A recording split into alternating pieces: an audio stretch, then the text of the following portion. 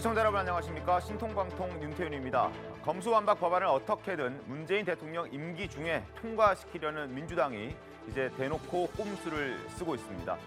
지난 7일 안건조정위를 염두에 두고 사보임시킨 무소속 양향자 의원이 검수완박에 반대를 하자 민주당 민형배 의원을 탈당시켜서 무소속으로 만드는 위장 탈당을 감행한 겁니다.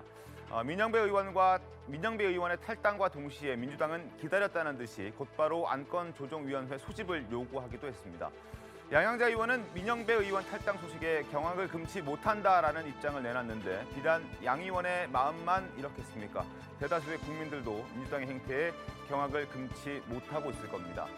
민주당의 이러한 모습을 보니 국민의힘이 검수완박 법안을 이재명 방탄법이라고 주장하는 것이 더 설득력을 얻는 것 같습니다. 실제로 조선일보가 양향자 의원과 전화 인터뷰를 했는데요. 자, 민주당 의원들이 양 의원을 설득하는 과정에서 검수완박을 하지 못하면 문재인 정부 인사 20명이 감옥에 간다라고 말을 했다는 겁니다. 결국 국민보다는 자신들을 위해서 이재명과 문정부를 지키기 위해서 사법체계를 뒤흔드는 검수완박 법안을 무리하게 밀어붙이고 있다는 게 드러난 셈입니다. 목요일 시통방통, 검수완박을 위해서 무리한 꼼수를 펼치고 있는 민주당의 행태부터 지적하겠습니다. 광고 후에 시작하죠. 잠시만 기다려주십시오. 목요일 시통방통 시작하겠습니다. 자, 민주당의 검수완박 법안 강행 처리 움직임부터 짚어보겠습니다. 검수완박 법안을 4월까지 무조건 처리하겠다는 게 민주당이 세운 목표죠. 그래서일지 학계와 시민단체들마저 검수완박 법안에 반대하고 나서고 있지만 각종 꼼수까지 동원해가면서 지금 현재 밀어붙이고 있는 상황입니다. 그동안 제기된 검수완박 법안에 대한 우려의 목소리부터 확인하겠습니다. 이렇게 급박하게 이 문제가 이렇게 중수정법이나 뭐 나오는 법안이 통과되면 검수완박이 되는 거다. 그리고 수사권이 없는 검찰은 가능한 것입니다. 검수완박 법안은 검사의 두 눈을 가리고 손발을 묶어 결국 범죄자들에게는 면죄부를, 피해자에게는 고통만을 가중시키는 범죄 방치법으로 전락할 것입니다. 전문가 집단이 모두 반대하는 법안을 민주당은 정말 국민을 우습게 여기는 거 아닌가. 자, 지금 보신 것처럼 참여연대는 물론이고요. 검찰의 평검사들 그리고 법원 행정처 직원들까지 반대하고 나서고 있지만 민주당은 아랑곳하지 않고 있습니다.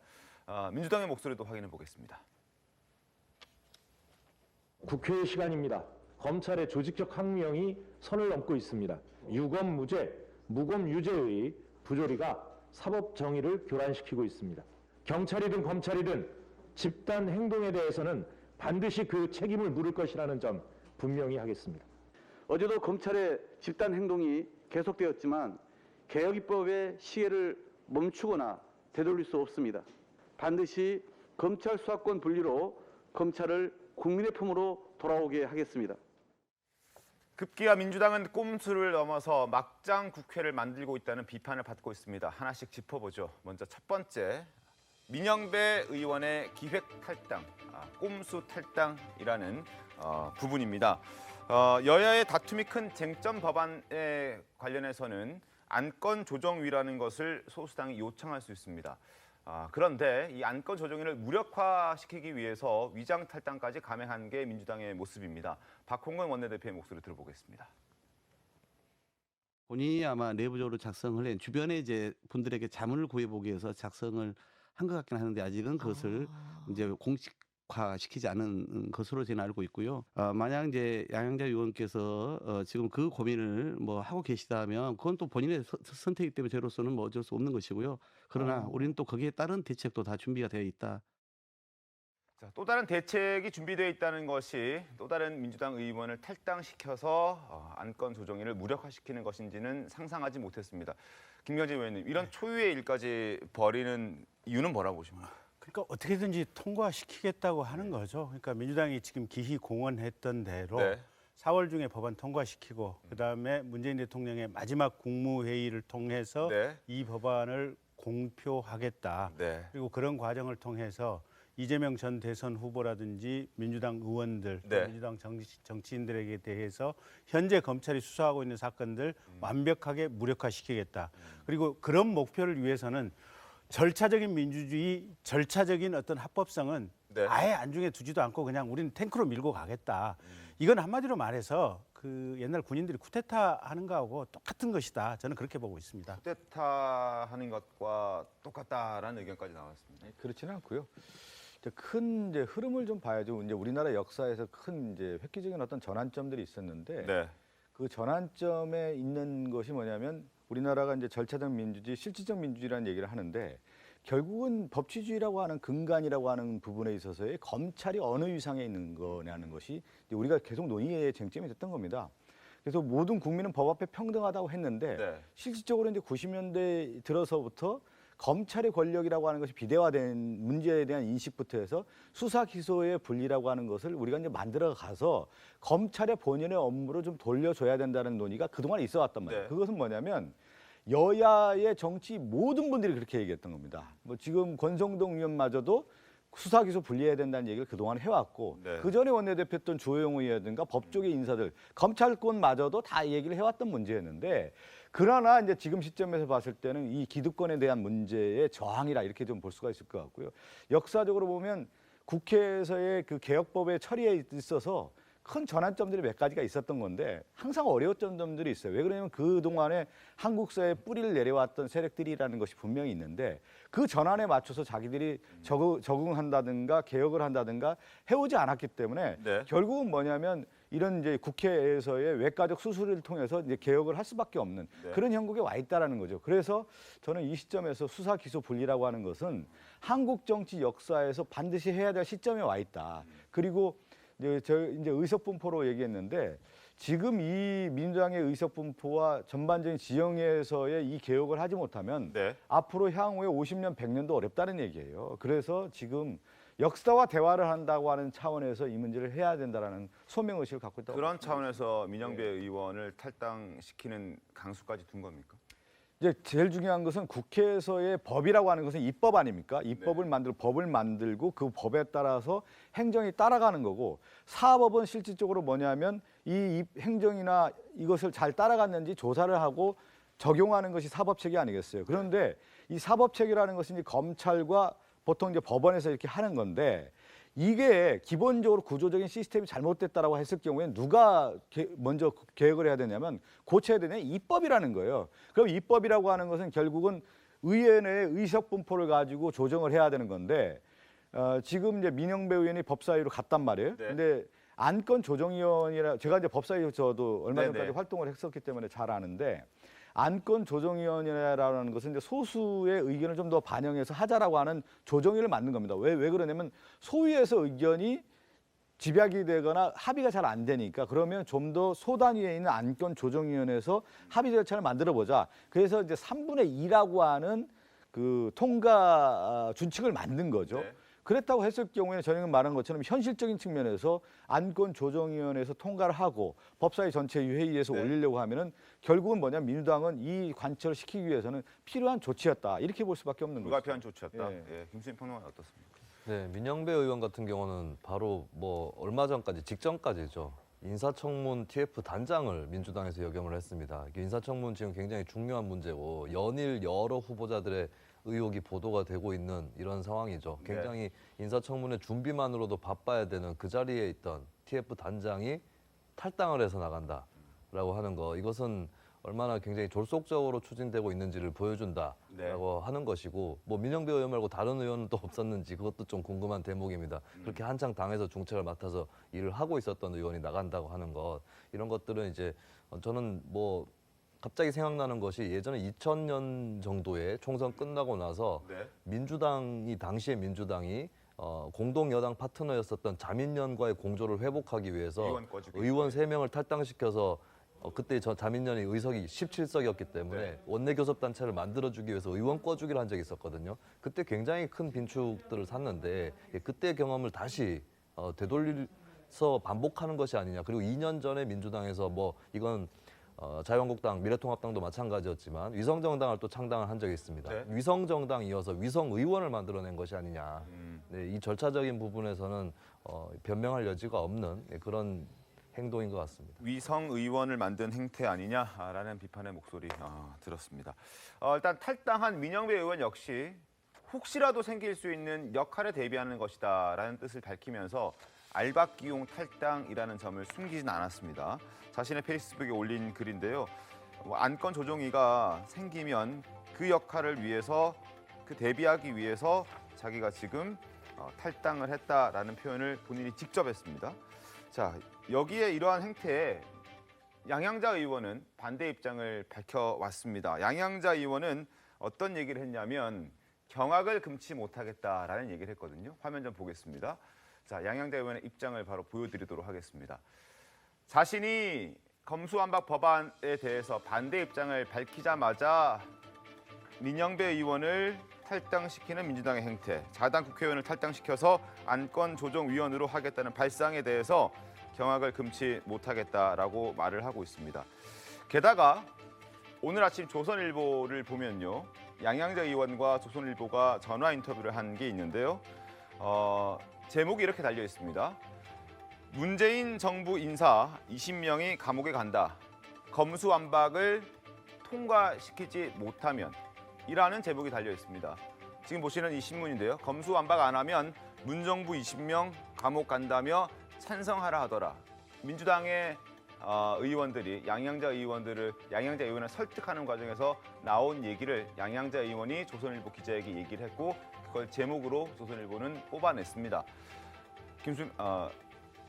장윤비 변호사님, 저 정도의 메시지가 나온다라는 것은 우리가 어떻게 좀 받아들여야 됩니까? 사실 지금 민주당이 안건조정 소위에서 이른바 꼼수를 썼다. 이런 일련의 과정들을 보면 일단 민주당으로서는 이 검경 수사권 조정과 관련한 법률안을 반드시 적시에 처리하겠다라는 의지가 상당히 강력한 것 같습니다. 네. 거기에 물론 자당 의원이 과거의 자당 의원이었던 분이시죠. 동의하지 못할 수 있지만 이 국민에게 굉장한 피해가 갈 거라는 검찰의 논리를 그대로 얼마나 숙기해서 말씀하시는 건지 그리고 그 정치적 파장에 대해서 어느 정도 고민을 하신 부분이 있는 건지는 좀 의문인 부분이 있고 네. 실제로 검찰 과거의 정권과 관련한 수사를 엄정 중립하게 했는지 많은 국민들이 의구심을 갖고 계십니다.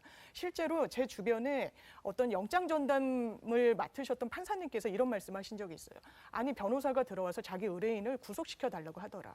그리고 검찰 출신 변호사분이 나는 우리 의뢰인이 그냥 영장 발부받기를 권유했던 적이 있다. 왜냐하면 그 당시에 의뢰인이 선출직 공무원이었는데 영장이 한번 기각되면 검찰의 생리상 다른 혐의를 반드시 찾아낼 거다. 본인들은 그것을 성과로 인식하고 있고 한번 이 수사에 돌입했는데 어떤 빈손으로 돌아가지 않는 조직이기 때문에 그렇다라는 걸 오히려 법조계에서 일을 하고 계시는 분들이 한 목소리로 얘기를 하고 계시는 분이 있습니다.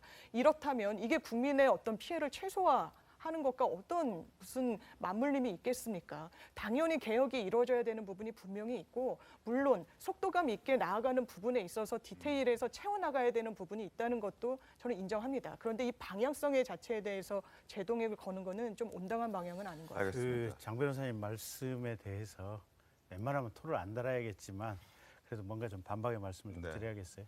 아니 검찰이 죄가 없는데 수사를 합니까? 그리고 없는 죄를 기소를 하면 법원의 판사가 유죄를 합니까?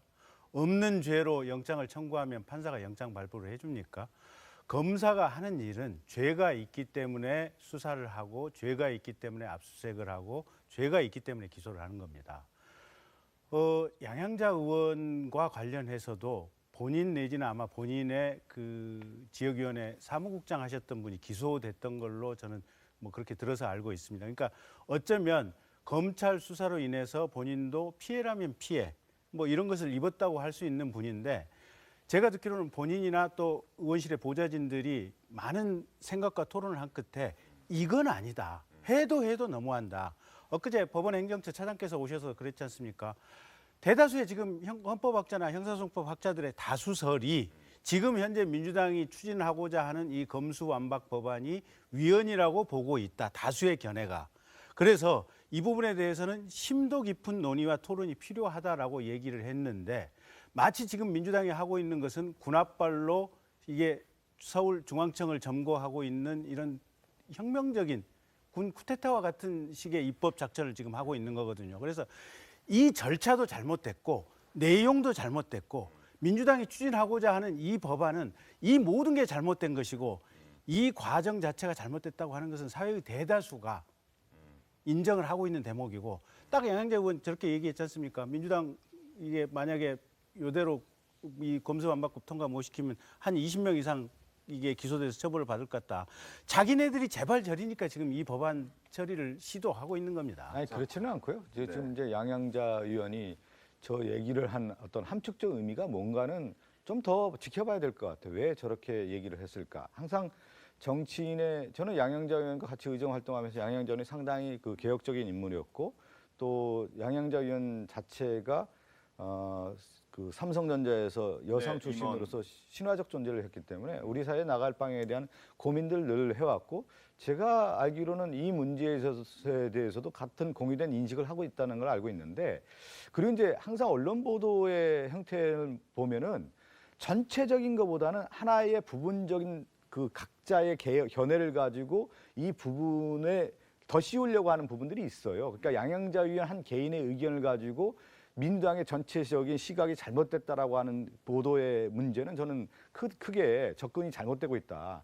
전체적인 흐름에 있어서는 그 수사 기소 분리에 대한 것을 다 인식을 같이 하고 있고 양양자 의원이 저 얘기를 왜 했을까는 저는 조금 더 지켜봐야 된다고 봅니다. 알겠습니다. 신문을 조금 더 살펴보도록 하죠. 지금 조선일보에 실려 있는 신문 내용입니다. 검수완박 안 하면 문정부 20명 감옥 간다. 찬성하라라고 민주당 의원들이 양양자 의원의 얘기를 했다는 겁니다. 그러면서 양양자 의원은 생각을 많이 했나 봅니다. 정치를 그만두는 한이 있더라도 국익과 양심에 따르겠다. 그리고 양양자 의원은 이미 이 이전에 복당이 결정돼 있었다고 하는데 이걸 도와주면 복당을 시켜주겠다라면서 또 조건을 내달았다. 이런 것에 대한 불만도 있었다라고 얘기를 하고 있고요. 그리고 국민의힘과 짜옹을 한 것이냐라는 얘기도 민주당 의원들에게 들었다고 합니다. 특히나 여기서 꼬집은 부분은 민주당 내에는 철험회라는 강성 의원들이 있습니다. 최강욱, 김남국, 김용민 의원 등이 있는데 그 의원들이 이런 얘기들을 강하게 주장하고 있다라고 양양자 의원은 고발을 하고 있습니다. 그리고 일종의 폭로를 하고 있는 상황입니다. 검수완박 법안의 목적이 국민들을 위한 것이 아니라 자신들을 위한 것이다라는 부분을 양양자 의원이 폭로하고 있다라고 해석할 수 있을 것 같은데 김수민 평론가는 어떻습니까? 뭐 양양자 의원이 들은 얘기에 대해서 어떤 물증을 제시를 할 수는 없을 것이기 때문에 저 말이 사실인지 아닌지 이거는 좀 진위는 가릴 수 없을 거라고 생각을 합니다. 근데 이걸로 특별히 공방을 벌일 것 없이 국민들 상당수는 의심을 하고 있는 것이 물론 이제 검찰 수사가 지금까지 정권이라든지 정치 권력에 대해서 제대로 이루어져 왔느냐 이 부분에 대해서는 여러 가지 불공정하다라고 하는 지적이 있었지만 그렇다고 해서 그럼 검찰이 수사하지 않으면 누가 잘 수사할 수 있느냐 이 문제에 대해서도 국민들이 의심을 하는 것이고 그럼 그나마 정권이라든지 또 특수수사 이런 것들을 잘할 수 있는 검찰이 하지 않게 된다라고 하는 그 검수완박을 했을 때 그러면 그 검수완박을 통해서 지난 정권의 수사라든지 이런 것들을 비켜나가려고 하는 거 아니냐. 소위 얘기하는 문제명 수사 방지법 아니냐. 이 의심은 분명히 국민들 사이에 있는 거거든요. 그리고 민주당의 법안 중에서 뭐 수사와 기소의 분리라고 하는 그 원칙적 취지 이상의 어떤 부칙 조항들. 그러니까 지금까지 하던 사건들을 부칙 2조를 통해서 지방경찰청으로 넘긴다거나 이런 것들이 국민들이 의심을 하고 있습니다. 이렇게까지 빨리 추진해야 되는 이유가 무엇이냐. 분명히 이제 정권에 대한 수사 무력화라고 하는 이 의심이 있다는 것 자체는 좀 새겨서 들을 만한 일이라고 생각합니다. 알겠습니다. 자, 국민의힘 권성동 원내대표도 민주당의 꼼수에 대해서 기자회견을 즉각 열었습니다. 어제 목소리 들어보시죠. 민주당이 또다시 안건조정위원회를 무력화시키려고 꼼수를 부리고 있습니다. 양 의원께서 검수완박법에 대한 비판적인 입장을 보이자 민형배 의원을 탈당시켜 비교섭단체 몫으로 둔갑시킨 것입니다.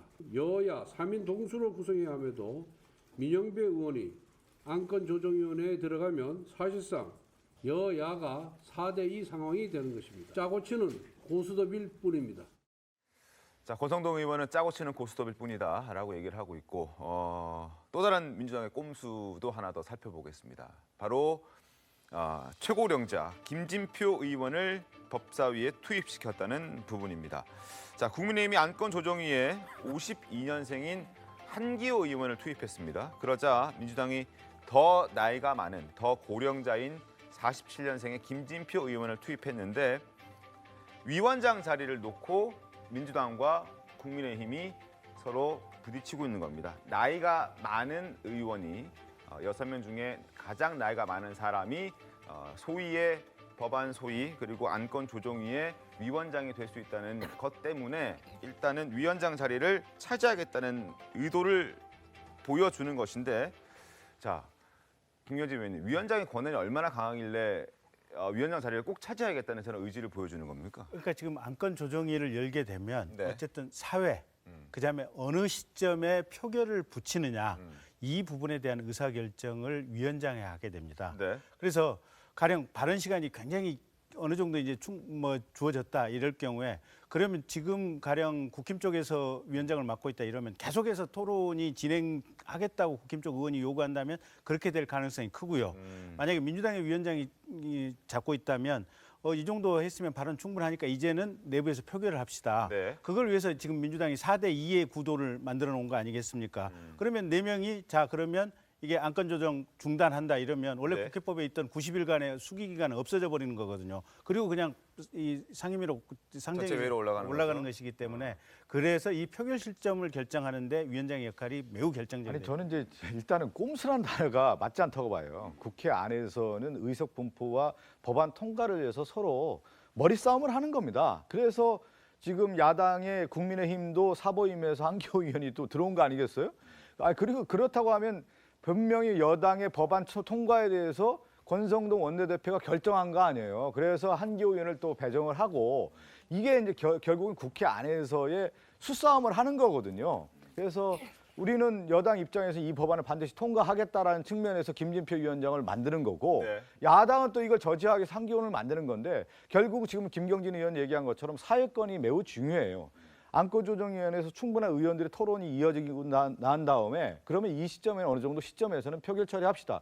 국회는 결국은 충분한 수기 과정을 통해서 마지막은 뭐냐면 표결을 하는 겁니다. 네네. 그것이 입법화의 과정이고 법으로 정해진 거 아니겠습니까? 그게 왜 꼼수입니까? 그것은 정당한 행사이고 이 법안 통과를 위해서는 필요한 절차인 것이죠. 근데 법에는 어쨌든 이게 과거에 이게 멱살잡이하고 몸싸움 하던 시절에 네. 있었지 않습니까? 그걸 방지하기 위해서 지금 이 현재 안건 조정 제도가 국회법에 들어가게 됐고 그 안건 조정 제도에 따르면 이게 소수 정파의 이의 제기가 있으면 최소한 90일간은 몸싸움 하지 말고 머리 맞대고 수기해서 검토를 하라라고 하는 것이 국회법의 본래의 취지 아니겠습니까? 근데 그걸 무력화시키기 위해서 원래 3대3으로 됐었던 것을 무소속 양양자 의원을 민주당이 너 그럼 민주당 복당시켜줄게 일단 법사위로 들어가라. 기존에 있던 이 양양자 의원을 우리 박성준 의원님하고 맞바꿔가지고 법사위로 집어넣은 거 아니겠습니까? 근데 양양자 의원이 들어와서 한 일주일 열흘간 이 검수완박법 검토해 보니까 이건 정말 사법체계를 파괴하는 악법 중에 악법이다. 이렇게 스스로 이 헌법기관인 국회의원의 양심이 나는 도저히 이거 못하겠다고 하니까 그래? 그러면 양양자 빼고 지금 그러면 우리 민영배 의원 탈당시켜가지고 그럼 민영배를 안건조정위원회에 넣게 이런 식으로 해서 계속해서 머리싸움이죠. 근데 그게 머리싸움이 꼼수 아니면 뭡니까? 아니죠. 국회에 이제 정당한 법적 절차 과정을 받는 거고 네. 필요에 의해서 하는 것이죠. 이 법에 대한 정당성이 있고 방향성에 대한 부분이 있다고 하면 당 안에서는 그렇게 결정을 하고 추진을 하는 겁니다. 그렇기 때문에 야당도 또 저지를 하는 거고요. 자기들의 입장에서 맞지 않기 때문에. 그래서 충분한 수기를 하고 법의 절차에 의해서 통과를 하는 거기 때문에 저는 이 안건 조정위도 충분한 고민 끝에 이렇게 나온 것이지 단순하게 나온 것은 아니라는 말씀 그럼 드리는 민영배 거죠. 의원은 나중에 복당 안 시키실 겁니까? 한번 두고 봅시다. 알겠습니다. 자, 법사위를 통과해서 본회의로 넘어갈 경우 또 다른 변수가 하나 더 있습니다. 바로 필리버스터인데요. 필리버스터를 무력화시키는데도 180석이라는 의석이 필요합니다. 눈치 싸움이 굉장히 치열한데 화면 보겠습니다. 자, 일단 민주당은 민영배 의원의 탈당으로 172석에서 171석이 됐습니다. 171석. 그리고 민주당 출신의 무소속 의원, 박병석 의장까지 포함해서 지금 6석. 그리고 기본소득당 시대전환 이렇게 해서 179석인데 시대전환의 조정훈 의원이 약간의 다른 의견을 지금 갖고 있는 것으로 알려져 있어서 여기서 또 178석이 될 가능성도 있고요. 또 그리고 국민의힘과 국민의당의 합당 과정에서 합당을 거부하고 있는 권은희 의원이 검수완박에 찬성하고 있는 입장이기 때문에 결국은 플러스 마이너스를 하게 되면은 여전히 179석이 됩니다. 그래서 어떻게든 180석을 채우려고 노력을 하고 있지만 그게 잘 안 되는 상황이 될 것 같고 그래서 쪼개기, 회기 이런 얘기도 나오고 있는 상황인데요. 어쨌든 국민의힘으로서는 당혹스러운 일들이 벌어지고 있는 그런 상황입니다. 자, 권은희 의원의 입장도 한번 들어보도록 하겠습니다. 경찰의 수사권에 대한 견제는 검사의 기소권으로 견제를 하는 겁니다. 제가 경찰의 수사과장 출신입니다. 경찰의 수사 역량 차고 넘칩니다. 지금껏 제대로 발휘할 수 없도록 하고 제대로 된 수사가 진행이 되면 검찰이 사건을 가져가는 경우들이 다반사입니다. 자, 그리고 조정훈 시대전환 대표 반대 입장을 내고 있는데요. 그 조 의원의 목소리도 한번 들어보도록 하겠습니다. 민영배 의원의 임시적 또는 전략적 탈당 또는 꼼수 탈당은 저는 좀 분노가 됩니다. 검찰 개혁의 핵심이라는 게 수사와 기소라는 막강한 권력이 견제받고 적절히 사용된다는 게 명분 아니겠습니까? 네. 지금 운영 소위에 한 명의 비교섭 단체를 넣은 것은 소수의 목소리를 충분히 듣자라는 아주 중요한 장치거든요. 586 그 운동권 선배님들이 반독재하기 위해서는 열심히 했지만 어떻게 보면 이게 민주독재거든요. 네. 입법독재거든요. 그 우상들이 괴물이 되어가는 게 아닌지 하는 생각을 합니다. 자, 이런 과정들을 거치고 있기 때문에 필리버스터를 강제 종료할 수 있는 방법은 지금 없고 일단 그래서 쪼개기 회기를 해야 되는 상황인데요. 이수진 의원의 목소리도 확인합니다. 이게 이제 180분이 동의를 해주셔야 종료를 시키는데 그걸 못하니까 이제 회기를 짧게 잘라서 진행할 수밖에 없습니다. 살라미 전술로 가는 건가요? 네, 맞습니다. 제일 관건이 이제 박병석 의장님이시죠. 그래서 지금 소통을 많이 하고 있는 걸로 알고 있습니다. 자, 세 번째 꼼수는 박병석 의장이 과연 어떠한 역할을 할 것인지가 이제 중요하게 된 것인데요. 박병석 의장이 쪼개기 회기를 결정할 수 있는 권한이 있습니다.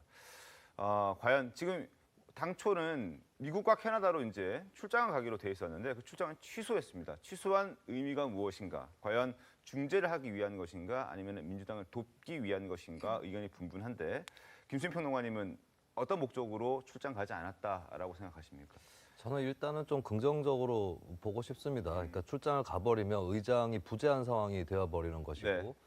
이것은 이제 뭐 방법이 없는 건 아닙니다. 민주당 소속의 김상희 부의장이 대리 진행을 사회를 보면 되는 것이죠. 근데 그렇게 해가지고 한쪽에 폭주를 한다거나 아니면 여러 가지 아무것도 이제 어떤 중재안 또 나오지 않은 상태로 굉장히 혼선만 가중된다거나 그랬을 경우에 어느 쪽이 됐던 박병석 의장에 대한 책임론이 불거질 것이기 때문에 이 문제를 어쨌든 이것을 해외 출장을 보류하고 자신이 중재할 수 있는 데까지는 해보겠다라고 하는 그런 의지가 일단 드러났다라고 일단 여기까지는 긍정적으로 평가를 하고 싶고요. 근데 박병석 의장은 이제 의장답게 이 사태를 좀 처리를 해야 된다고 생각합니다. 계속해서 대화와 중재를 추동하는 역할을 해주셔야 되는 것이고 그리고 뭐 필리버스터 같은 것들도 사실 필리버스터가 제일 처음 시작된 것이 2016년 초에 그 테러 방지법 필리버스터였었죠. 그때 정의화 의장은 뭐 직권 상정을 해가지고 필리버스터를 불러일으킨 장본인이기도 했지만 일단 필리버스터가 시작됐을 때 의원들에게 굉장히 협조를 아끼지 않았습니다. 그런 태도로 의장다운 태도로 이번 사태에 임해야 될 것이다라고 생각합니다. 근데 저는 박병석 의장님의 생각을 저도 추측하기는 어렵지만 이게 중재 방점이 찍혀 있지 않을 수도 있다. 않을 수도 있다. 그쪽에 저는 조금 더 무게중심이 있는데. 다른 의견이시네요. 왜냐하면 출장을 가버리면 지금 아까 숫자 세였지 않습니까? 근데 의장도 결국은 국회의원 중에 한 명이기 때문에 표결할 수가 있거든요. 가는 순간 표결할 수 있는 숫자 하나가 빠지는 거거든요. 보면. 근데 굳이 그러니까 안 가시지 않습니까 보면. 물론 내가 의장으로서 이 국가의 이 미래를 결정하는 중대사를 결정하는데 반드시 이 과정에 참여해야겠다 이런 걸로 선회를 할 수도 있지만 네. 결정적으로 한 개가 부족할 때 나는 이 한 표를 던지겠다 이런 관점에서도 바라볼 수가 있거든요. 이 한 표에 따라서는 180이 될 수도 있고 안 될 수도 있는 이 아슬아슬한 상황이기 때문에 그래서 저는 모르겠지만 의도를 추정할 수는 없지만 네. 이게 그러니까 이 회기가 지금 5월 5일까지거든요. 근데 네. 쪼개려면 지금 결정적으로 지금 의장께서 이걸 있으셔야 되고 그다음에 필리버스터 종결에는 이 한 표가 중요한데 그래서 반대쪽에 저는 무게중심이 조금 더 아니, 있어요. 저는 이제 박병석 의장님 이제 해외 순방 예전에 이제 예정돼 있었는데 국회 회기가 이제 이렇게 되는 거 아니겠습니까? 이제 크게 흐름을 보면 지금 박병석 의장님의 임기가 이제 한 5월이면 끝난단 말이죠. 네. 그리고 대통령의 임기도 이제 5월 10일에 시작되는 거 아니겠습니까? 네. 이 4월 말 5월에 넘어가는 대한민국의 역사의 대전환점에서 국회의장이 지금 자리를 비운다라는 것은 저는 맞지 않다고 봐요. 가장 중요한 내치의 상황에서의 여야의 입법에 있어서의 최대 쟁점이 있는데 거기에서 국회의장이 가장 중심을 잡고 회의권을 행사해야 되는 것이 저는 마땅하다고 보고. 얼마 전까지만 하더라도 네. 그 미국과 캐나다에 약속되어 있는 사람들과 어떤 약속을 취소하기가 그거는 어려워서 당연히 지금의 여론과 이 무게가 얼마나 크다라는 걸 이제 박병석 의장도 알고 있는 거 아니겠어요? 박병석 의장도 언론인 출신이고 네. 여론의 그 향배에 대해서 누구보다도 민감한 분이기 때문에 지금 상황에서는 사회를 반드시 봐야 된다는 아마 그런 마음을 가지셨을 것 같고요. 또 하나는 이 이제 여야에 관련된 가장 큰 검찰의 수사 기소 분리의 방향이 한 개인의 국회의장뿐만 아니라 지금 육선의 의원으로서 전반적인 자기의 시각이 있지 않겠습니까? 네. 그것이 이번에 이제 어떻게 보면 역사적 평가를 또 받는 자리이기 때문에 네. 그 무게감을 저는 느낀다고 봅니다. 혹시 그 과거 언론중재법을 법안 상정시키지 않았던 박병석 의장이기 때문에 그런 차원에서 혹시 김상희 부의장이 대신 사회를 했었습니까? 저는 그 차원이 다르다고 봐요. 지금 왜 그러냐면 정치인은 가장 중요한 전선이 섰을 때 그 책임을 다하는 것이 정치인의 몫이고 저는 박병석 의장이 그동안에 육선의 의원으로서 지금 국회의장을 해오지 않았습니까? 네. 이 문제에 대해서는 자신의 입장을 당당히 해야 되는 것이죠. 그래야 우리 후배 정치인도 그렇고 정치인의 모습으로서 책임이 있는 자세라고 저는 봅니다. 그것이 알겠습니다. 지금 피할 수 있는 자리가 아닙니다. 이 지금 자리가. 네, 그러니까 네. 제가 볼 때는 이 민주당의 핵심 지도부들 윤호중 비대위나 결국은 저는 문재인 대통령도 이심전심으로 지금 이 검수완박법 추진에 대해서 암묵적으로 동의를 하고 지금 진행하고 있다라고 지금 네. 상황을 평가하고 있고 또 박병석 의장에 대해서도 민주당 지도부가 나가지 마시라라고 하는 간곡한 말이 있지 않았을까 지금 그렇게 추정을 하고 있고 그 모든 것이 딱 원인은 두 가지입니다. 하나는 과거에 있었던 노무현 대통령과 관련된 수사와 관련된 문재인 대통령의 어떤 마음속의 트라우마 네. 이게 하나가 있고 두 번째는 이재명 전 대통령 후보가 만약에 수사를 받고 기소가 되게 된다면 민주당은 장기적으로 정치적인 미래는 아예 없다. 모든 것이 끝난다. 그렇기 때문에 심지어는 친민주당 성향의 시민단체까지 반대를 하는데도 이렇게 밀어붙이는 건 뭐냐면 지방선거를 대패하는 한이 있더라도 네. 이재명 고문에 대한 수사를 막아야만 그래야 장기적으로 민주당이 정치적으로 부활할 수 있는 길이 생긴다라고 하는 이 두 가지 원인 때문에 이 무리수를 범하고 있고 그 무리수의 과정 속에서 결국은 박병석 국회의장 또 문재인 대통령 이런 분들도 다 같은 맥락에 서 있다. 저는 그렇게 보고 있습니다. 이제 그 김경진 의원님이 이제 노무현 대통령, 문재인 대통령을 이제 거론했으니까 제가 정치적인 흐름을 좀 한번 더 짚고 넘어가야 될 것 같은데요. 이명박 전 대통령이 2007년 대통령 당시에 540만 표라는 압도적인 표로 승리를 했습니다. 네. 근데 그 통치술 중에 하나가 뭐냐면 이명박 전 대통령도 결국에는 권재진이라든가 이런 분들을 내세워서 검찰 통치를 해왔단 말이죠.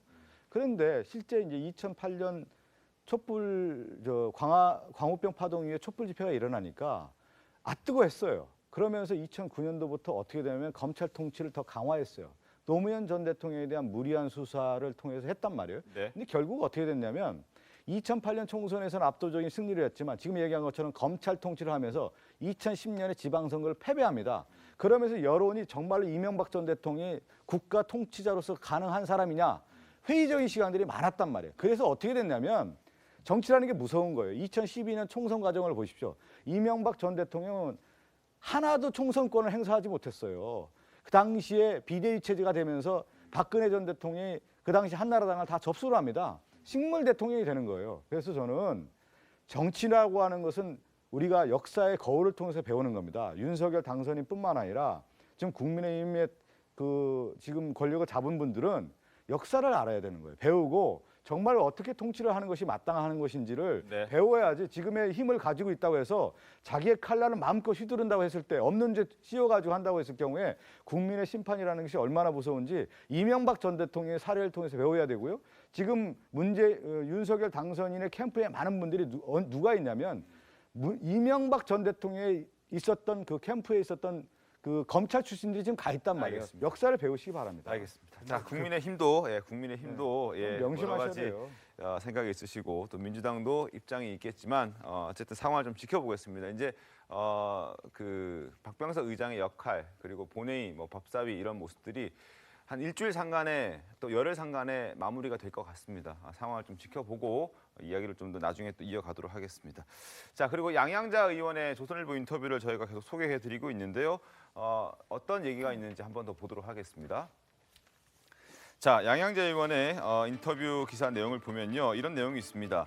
철험회, 민주당 내 강경파죠. 이런 분들은 막무가내였다. 그리고 강경파 모 의원은 검수완박 안 하면 죽는다고 했다. 그래서 다른 분한테는 검수완박 처리하지 않으면 문 청와대 사람 20명이 감옥 갈 수도 있다는 말도 들었다. 이런 얘기들이 있었습니다. 소개를 해드렸고, 그런데 여기서 철험회에 소속되어 있는 한 의원, 공교롭게도 어제 재심 사건 전문 변호사로 유명한 박준영 변호사가 철험회 멤버인 민주당 김용민 의원이 개입했다라고 주장을 하면서 또 여러 가지 얘기들을 내놨습니다. 결국 뭐냐면 2019년 오보로 결론 났던 그 한겨레의 윤석열 당선인 별장 성접대 의혹 사건의 보도와 관련해서 김용민 의원이 연루됐다라는 의혹을 박준영 변호사가 제기를 한 겁니다. 먼저 이해를 돕기 위해서 2019년 한겨레 기사부터 좀 살펴드리겠습니다. 수차례 진술이 나왔다. 접대와 관련된 진술이 나왔는데도 검찰이 수사를 하지 않고 감찰도 하지 않고 덮었다라는 한겨레의 보도가 2019년 10월에 나왔습니다. 한참 뒤에 다음해 5월에 이게 이제 오보로 결론이 나왔고 그래서 사과 기사를 올리긴 했었습니다만 어쨌든 이와 관련해서 여기에 어떤 한겨레에 제보를 했는지 취재원이 됐는지 모르겠습니다만 정확하지 않습니다만 이 기사와 연관된 사람이 김용민 의원일 것이다라는 주장을 박준영 변호사가 한 겁니다. 그래서 결국 개인적인 그런 필요에 의해서 검수완박을 김용민 의원이 주장하고 있는 것 아니냐 하는 주장을 또 박준영 변호사가 하고 있는 거거든요. 어떻게 보십니까? 저는 이른바 이 김학의 사건과 관련해서 제가 이 윤중천의 피해 여성분들 사건을 지금도 하고 있습니다. 그래서 네. 그 기록을 정확하게 좀 보고 이름이 나오는 본인들이 썼던 이런 보고서 등도 아는데 저는 박준영 변호사님도 거기에 이제 이름을 올린 분 중에 한 분인데 이것과 관련해서 현 시점에 왜 그 제보자를 구체적으로 특정을 해서 이야기를 언론에 흘리는지 그 의도는 상당히 좀 정치적인 부분이 좀 분명히 있어 보입니다. 네. 왜냐하면 이 기사 한겨레에서 처음에 일면 단독으로 썼지만 나중에 오보였다라고 인정을 하고 사과까지 했습니다. 그렇기 때문에 그 당시에 해당 기자를 고소했던 윤석열 당시 후보가 그 고소를 취하하기도 했고요. 그렇다면 이 검찰 수사권 조정과 관련해서 굉장히 검찰과 민주당 의원들이 대립각을 세우는 와중에 이분이 아주 정확한 팩트를 가지고 이야기했으면 또 모르겠습니다. 그런데 아무래도 이렇게 추정된다라고 이야기를 하는 것은 본인도 정치적인 의도에서 좀 자유로울 수 없어 보입니다. 그렇기 때문에 뭐 나를 고소하라라고 이야기하는데 좀 적절한 방식은 아닌 것 같습니다. 제가 조금 보충해 설명을 드리면 정치적인 의도가 분명히 있죠. 그러니까 정치적인 의도라고 표현할 게 적합할지 모르겠지만 박준영 변호사 본인은 지금 현재 민주당이 추진하고 있는 검수완박 입법은 분명히 잘못된 것이고 이런 입법은 절대로 돼서는 안 된다라고 하는 게 박준영 변호사의 소신이고 근데 이 검수완박 입법을 추진하고 있었던 김용민 의원 같은 경우 자신과 함께 과거사 진상조사위원회에 있었는데 그때 보니까 김용민 의원이 이 지금 한겨레 오보의 취재원 또는 그 제보자였을 가능성이 매우 높다. 왜냐하면 그 잘못된 상황에 대해서 접근할 수 있었던 사람이 이모 검사와 김용민 의원 등 몇 명에 한정이 돼 있는데 그 중에 하나에 포함되어 있다. 그래서 김용민 의원이 한겨레 이 정보나 또는 이 제보나 취재를 응해줬는지 네. 그 부분이 100% 직접적인 증거는 없지만 그 카테고리에 들어있고 그 부분과 관련돼서 김용민 의원의 개인적인 행태의 문제점을 지적하는 이 방식을 통해서 나 박준영은 검수완박 입법이 절대로 돼서는 안 된다는 것을 분명히 밝힌다. 이렇게 지금 본인 SNS에 설명을 했습니다. 알겠습니다. 2019년도 이 한겨레 기사가 나가고 난 다음에 국정감사에서도 이 얘기가 나왔었는데요. 그때 상황을 좀 영상으로 확인 좀 해보겠습니다. 한겨레 신문에서 얼마 전에 검찰총장님께서 윤중천 씨와 알고 있다 이런 식의 기사가 나왔습니다. 제가 총장님한테 이 얘기를 하는 것은 총장님께서 이 사건을 고소하셨기 때문입니다. 제가 판단하기로는 언론으로서 늘상 해야 되는 이런 확인 없이 이 기사를 일면에 게재를 했기 때문에 이거는 저 개인의 문제가 아니라 이 검찰이 하는 기관에 대한 문제일 수 있고 자기들은 이거를 무슨 조사를 안 했다는 식으로 얘기를 하지만 그 보도는 검찰총장이 윤중천한테 별장에서 접대 받았다는 내용을 계속 그 독자들에게 인식시키는 그런 내용입니다. 이런 식의 명예훼손이 된 부분에 대해서는 사과한다고 공식 같은 지면에다 해주신다면은 고소를 계속 유지할지에 대해서는 한번 재고를 해보겠습니다. 네. 자, 결국 사과의 보도가 있었고 그 이후에 고소는 취하하기도 했습니다. 그리고 김용민 의원은 박준영 변호사의 의혹 제기에 바로 반박에 나섰는데 당시 한겨레 기사가 오보였다고 가장 먼저 얘기한 사람이 본인이었다라고 주장하고 있습니다. 자, 한겨레 보도와 관련해서 방송에 출연했을 때 어떤 얘기했는지 들어보겠습니다. 윤석열 이름이 등장하는 면담 보고서는 존재했던 거죠? 최종 보고서에 아마 그런 내용이 기재가 됐었던 것 같은데요. 예. 말씀하신 것처럼 윤중천이 윤석열 당시 이제 아마 검사장이었을 것 같은데 윤석열을 안다. 예. 라는 정도의 얘기가 있었던 것으로 제가 기억합니다. 접대 얘기나 이런 얘기들이 없었기 때문에 우리가 수사 공고를 할 수 있을까 이런 의문들이 막 제기됐었죠. 접대라는 말은 전혀 없었죠. 자, 이게 어제 김용민 의원이 내놓은 자신의 입장입니다. 추측하는 것은 자유이나 당시 한겨레 기사가 오보라고 누구보다 가장 먼저 얘기를 했다라고 얘기를 합니다. 접대라는 말은 전혀 없었죠라고 당시 라디오에 출연해서도 말을 했는데 그럼에도 불구하고 박준영 변호사가 봤을 때는 김수민 평론가님 손가락에 꼽을 수 있는 사람 중에 유력한 사람이 김용민 의원이라고 생각하는 것 같더라고요.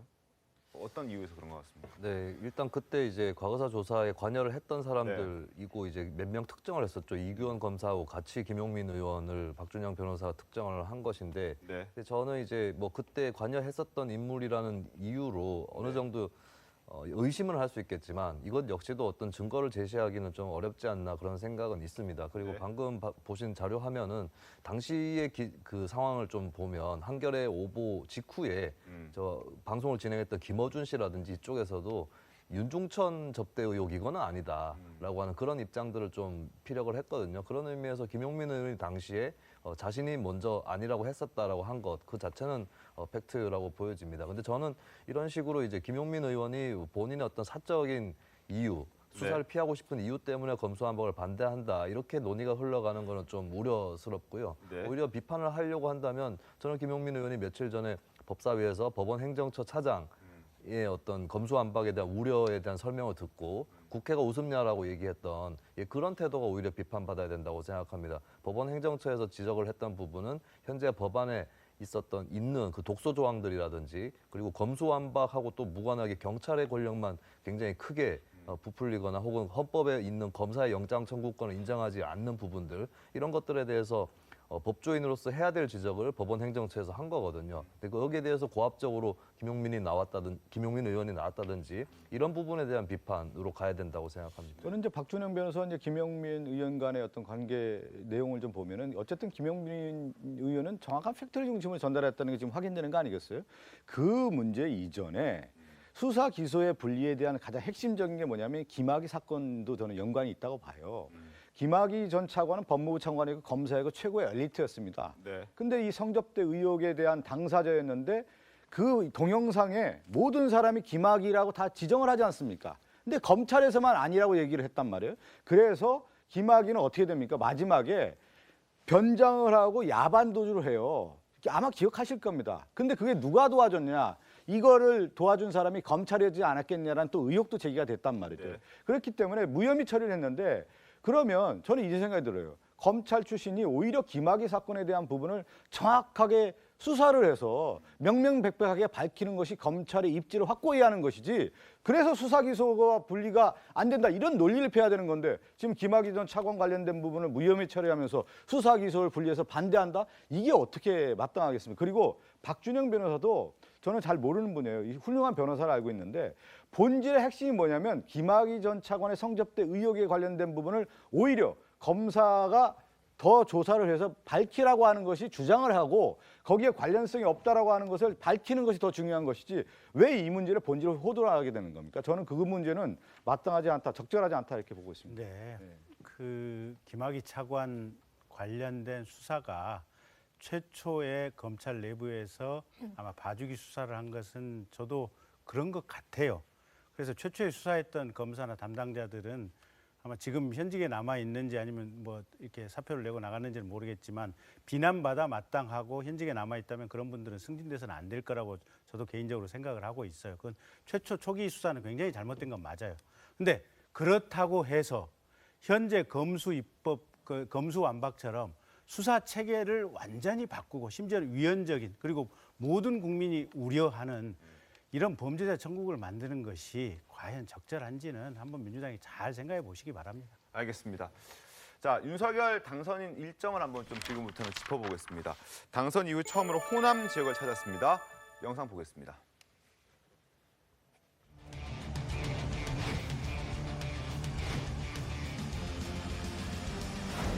외국인이든 해외 기업이든 간에 우리나라에서 마음껏 돈 벌 수 있게 해준다. 명실상부한 한국의 실리콘밸리로 거듭나도록 힘을 모으겠습니다.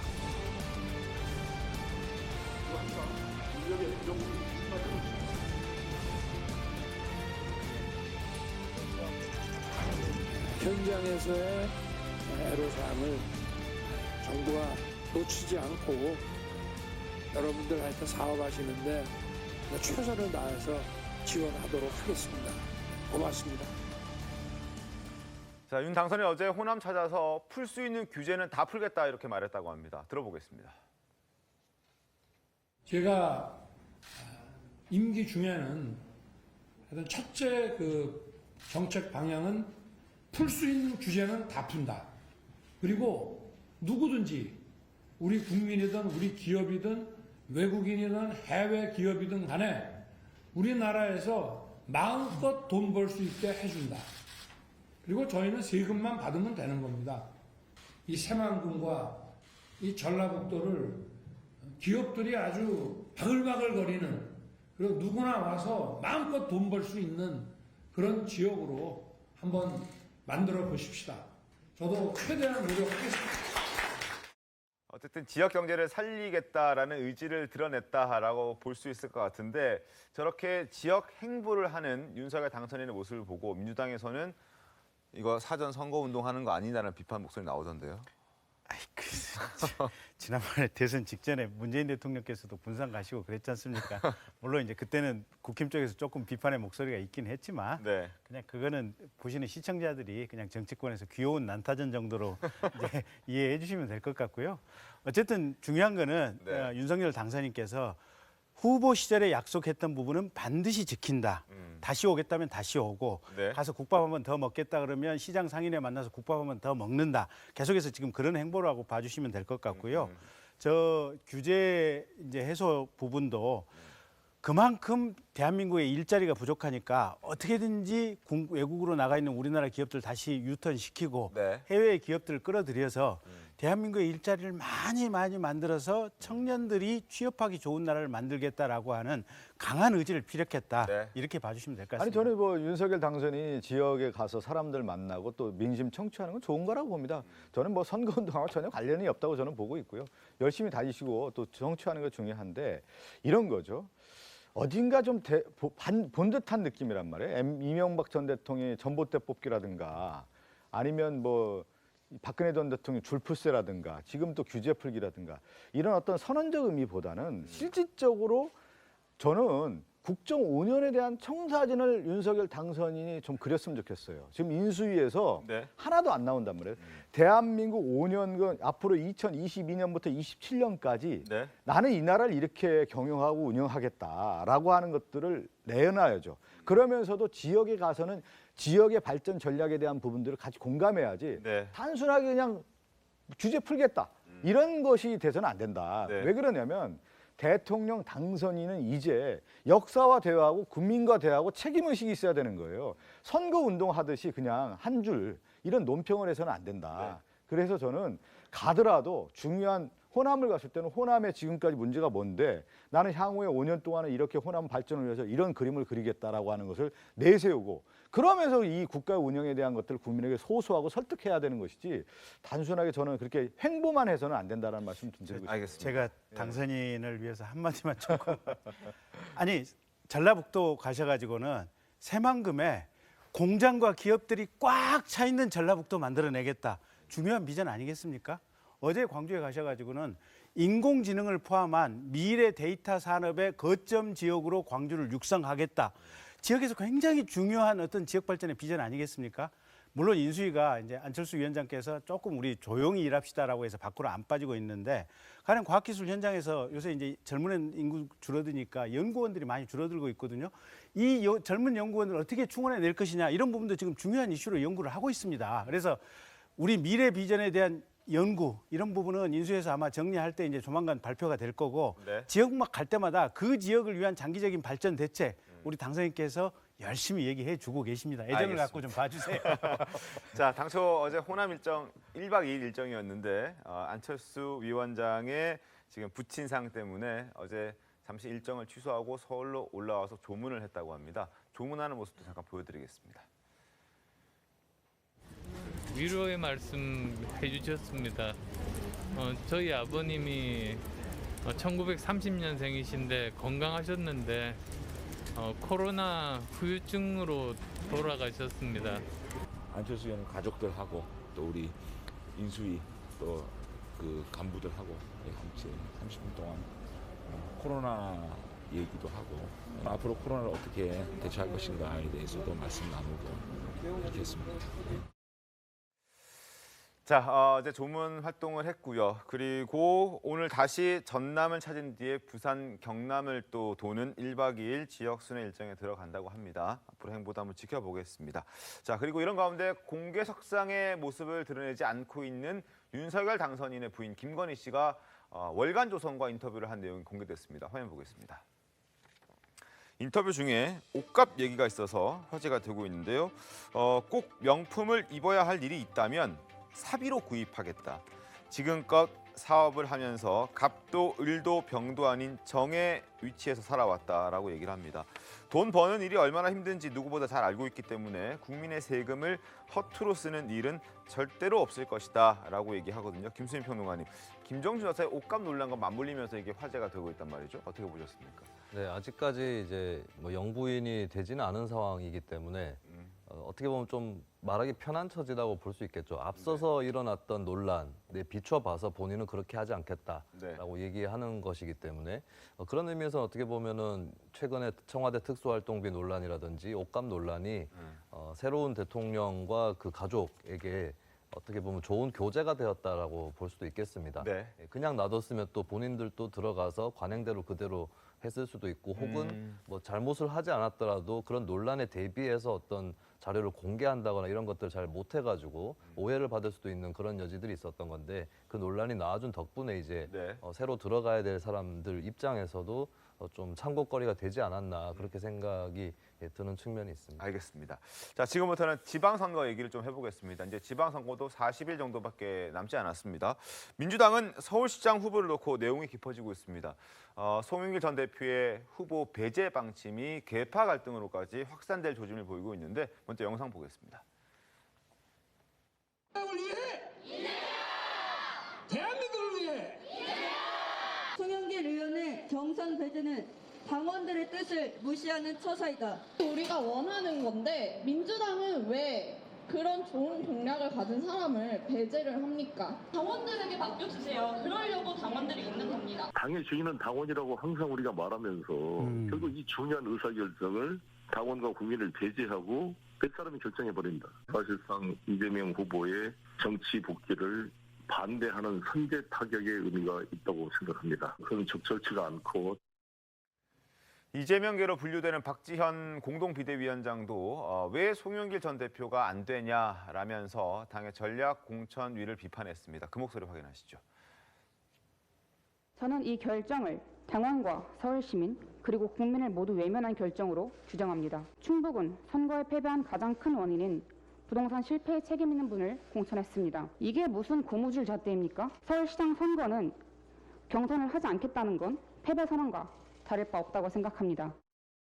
자, 노영민 전 수석은 되면서 왜 송영길 전 대표는 안 되냐 뭐 이런 얘기를 하는 건데 결국 민주당 공천관리위원회가 어제 송 대표의 문제를 최종 마무리하겠다라고 했는데 결론 내지 못하고 오늘 다시 논의하겠다라고 얘기를 합니다. 자, 박성준 의원님, 민주당이 조금 나온 속보를 보면은 서울시장 전략 공천에 준하는 경선을 검토하겠다. 오늘 오후에 최종 결정하겠다라고 하는데 전략 공천에 준하는 경선이 어떤 얘기입니까? 제가 어제 이제 비대위 회의가 밤 9시에 열렸어요. 그 자리에 저도 이제 참석을 제가 이제 비대위원장 비서실장이기 때문에 그 참석을 해서 전략공천위원회에서 발표한 컷오프 대상, 예를 들면 송영길 전 대표라든가 박주민 의원이라든지 어떻게 할 건가 난상 토론이 이어졌단 말이죠. 그런데 이제 보통의 이제 절차적 과정을 보면은 전략공천위가 이런 결정을 하면 비대위에서 비밀리에 회의를 해서 발표를 하게 되는 건데 사전에 이 문제가 이제 누출이 되다 보니까 논란이 이제 확산이 된 것 같습니다. 그러면 비대위에서 충분한 논의를 해서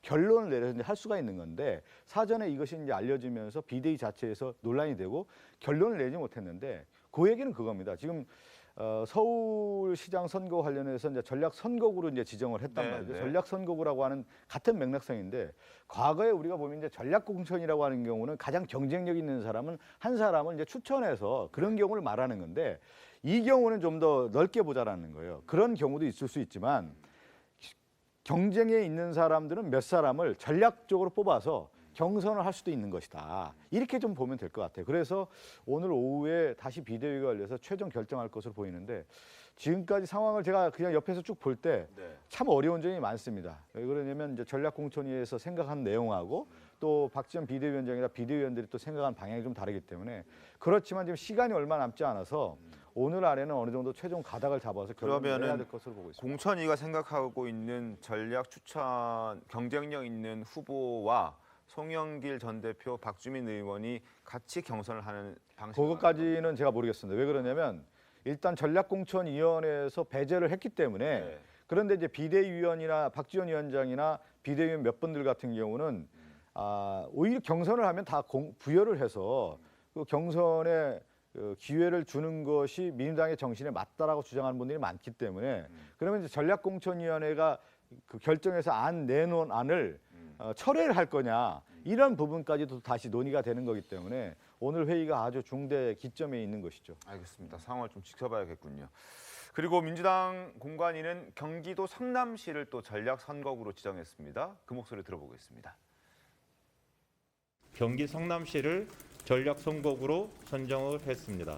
성남시를 전략 지역구로 선정한 것은 김병욱 의원 성남시장 출마하는 건가요? 그렇지는 않습니다. 그러면 성남시를 선정한 이유에 대해서도 혹시 선정한 이유는 아마도 성남시가 상징적 의미를 가지고 있기 때문에 그러지 않을까 싶은데요.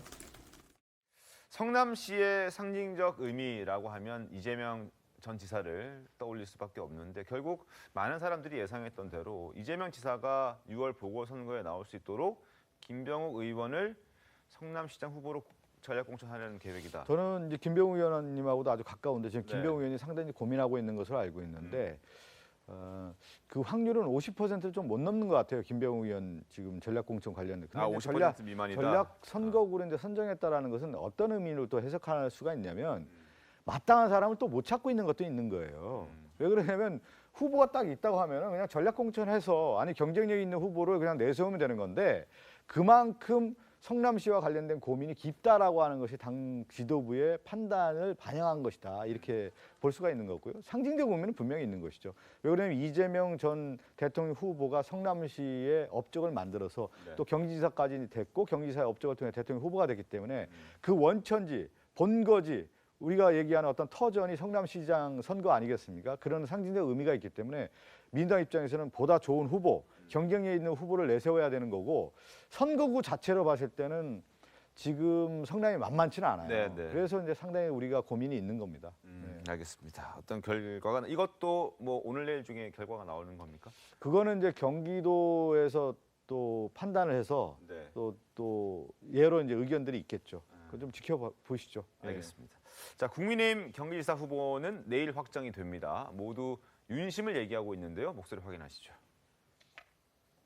민주당 후보하고 싸워서 이길 수 있는 사람을 저는 원하는 그게 저는 윤심일 거라는 게 제가 갖고 있는 상식입니다. 제가 출마 선언 한 20일 전에 당선인한 전화를 했더니 뭐 저보고 늘 선배님 응원합니다 이러셨고 그 미완의 정권 교체는 경기도에서 이제 마무리가 돼야 됩니다. 그 마무리를 제가 짓고 싶습니다. 윤석열 대통령, 오세훈 시장, 그리고 원희룡 국토부장과 내정자까지 제가 힘 있는 경기도 만들겠습니다. 자, 경기도지사 후보, 국민의힘 후보로는 지금 굉장히 박빙이지 않습니까? 네. 어떻게 전망하십니까? 잘 모르겠어요. 처음에는 당연히 유승민 후보가 될 거라고 생각을 했는데 최근에 나오는 여론조사 각종 지표를 보면 두 분 사이에 차이가 없어요. 예, 완전 뭐 박빙이죠. 예, 그러면 지금 당내 경선은 여론조사 50%, 그다음에 당내의 책임당원 투표 50%인데 이 책임당원의 향배가 어떻게 될 것이냐 이게 이제 가장 큰 관건인데 그러면 윤석열 당선인이 전화를 해서 유승민 선배님 이겨주십시오, 필승해 주십시오라고 이렇게 격려 말씀한 부분하고 그다음에 윤석열 당선인의 대변인을 한 달 정도 하다가 지금 출마 선언하고 현장으로 나갔지 않습니까? 이제 그런 부분도 이제 민심에 영향을 좀 미칠 수 있을 것 같고 이제 어느 쪽에 무게추가 더 있느냐 이제 살펴봐야 될 부분인 것 같고요. 한 분은 어쨌든 성남의 국회의원인데 초선이시고 한 분은 다선 중진이고 대선 후보급인데 사실은 경기도에는 본인 말씀대로 처음 들어가신 분이고 그러면 여기에 대해서 또 책임당원들은 어떻게 판단할 것이냐 이게 결국은 중요한 표심을 가르는 변수들이 아닐까 싶습니다. 알겠습니다. 내일 결정 나니까 지켜보도록 하겠습니다. 그리고 보수의 심장이라 불리는 대구에서도 대구시장 선거 후보 자리를 놓고 치열한 각축전이 벌어지고 있습니다. TV토론의 모습 잠깐 보겠습니다. 뭐 약속을 받았다고 주장하시지만 그것이 대통령이 돈을 쓸 때가 하도 많은데 굳이 뭐 우리 홍준표 후보님 시장 되셨다고 해서 그걸 더 뭐 챙겨서 주겠습니까? 좀 착각 아닙니까? 참 말씀하시는 게 못됐게 하네. 윤석열 당선자가 동대구역에서 형님 그 약속대로 하겠습니다 했습니다. 안 그래도 물어봤어요. 표 들어가서 그러면 뭐 당신이 이야기하면 못 해주겠습니다. 이렇게 하겠습니까? 그렇게 이야기하던데 대통령과 좀 잘 지내고 이런 분이 후보가 대구시장이 되는 것이 훨씬 낫지 않을까. 대구 시민들이 괜히 후보님 때문에 피해 입을 필요는 없지 않습니까? 참 말씀 못됐게 하네요. 당선자 팔고 당선자 사진 붙여놨고 그런 식으로 하는 게 그게 무슨 선거입니까? 본인이 자신이 없으면 물러나는 게 맞죠. 김재원 후보에게도 질문을 못돼가지고 질문하기 싫은데. 아니, 알겠습니다. 겁나서 질문 안 하신 거 아닙니까? 내가 어떻게 김재원 후보를 겁을 내겠습니까? 선배님 시민들 보고 계십니다. 대구 파동에 거처를 정하신 것이 단순히 주거 환경 때문인가 또는 다른 목적이 있는가 그에 대해서 조금 생각하시거든요. 49년 만에 내려왔습니다. 그래서 수성구 파동이 홍준표 후보의 지역군지 이게 수성구 갑인지 어딘지 제가 알 수가 없었습니다. 어디가 북부고 남부인지도 지금은 가물가물하고 있습니다. 그래서 시민 여러분들께서 그냥 판단해 주십시오. 김수민 평론가님, 대구시장 같은 경우에는 사실 김재원 후보랑 유영아 후보가 단일화가 결렬되면서 홍준표 후보 쪽 많이 기울어져 있는 상태 아닙니까? 아무래도 좀 그런 게 있죠. 홍준표 후보가 약한 쪽이 국민의힘 내부 책임당원 쪽일 거예요. 이쪽 당원들 사이에서 당심은 좀 약한 편이기 때문에 그 점이 약점이었고, 그것 때문에 또 김재원 후보가 홍준표 의원은 그러니까 한마디로 이런 거예요. 윤석열 당선자하고 친하지 않기 때문에 오히려 대구시에 도움이 안 된다, 이 논리를 폈던 것으로 보이는데, 근데 홍준표 후보는 이제 거꾸로 그렇지 않다라고 하면서 오히려 거꾸로 상대방에게 파리를 하고 있다라고 하죠. 이런 것들이 여론조사에서 나타나고 있는 지지세, 이런 것들이 좀 자신감이 반영이 돼서 좀 드라이브를 거는 것으로 그렇게 보입니다. 알겠습니다. 대구시장 상황도 재미있게 지켜보겠습니다. 잠시 뒤에 돌아오죠. 네, 오늘 준비한 신통방통 여기까지입니다. 내일도 신통하게 돌아오죠. 고맙습니다.